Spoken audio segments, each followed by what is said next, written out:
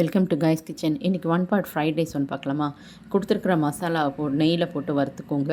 வெங்காயம் போட்டு வதக்கிட்டு 3 பச்சை மிளகா போட்டிருக்கேன் காரத்துக்கு, அதையும் சேர்த்து வதக்கிடுங்க.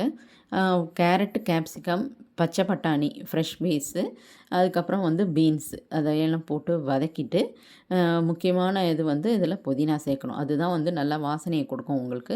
கண்டிப்பாக சேர்க்கணும். புதினாவும் போட்டு வதக்கிட்டு அரிசி வாஷ் பண்ண ரைஸையும் போட்டு நல்லா வறுத்துடுறேன். அப்போ தான் ஒன்றோட ஒன்று ஒட்டாமல் நல்லாயிருக்கும் ஃப்ரைட் ரைஸு. இதுக்கு 1:2 தண்ணி ஊற்றி உப்பு போட்டு ப்ரெஷர் குக் பண்ணிவிடுங்க. அது குக்கர் ப்ரெஷர் போகிறதுக்குள்ளார நம்ம ஒரு ஆனியன் கட் பண்ணி அதோட பச்சை மிளகா, கொஞ்சம் கொத்தமல்லி, உப்பு போட்டு பெசரிட்டு அதுக்கப்புறமா தயிர் ஊற்றி வச்சுக்கிட்டிங்கன்னா தயிர் பச்சடி நல்லாயிருக்கும். இந்த ப்ரெஷர் போனதுக்கப்புறம் அதை அப்படியே லஞ்ச் பாக்ஸில் வச்சு கொடுத்துடலாம். முன்னாடி நாளே இந்த காய்கறிலாம் கட் பண்ணி வச்சுக்கிட்டோம்னா மார்னிங் எழுந்து பண்ணுறதுக்கு ரொம்ப ஈஸியாக இருக்கும். ட்ரை பண்ணி பார்த்துட்டு எப்படி இருக்குன்னு சொல்லுங்கள். தேங்க்யூ.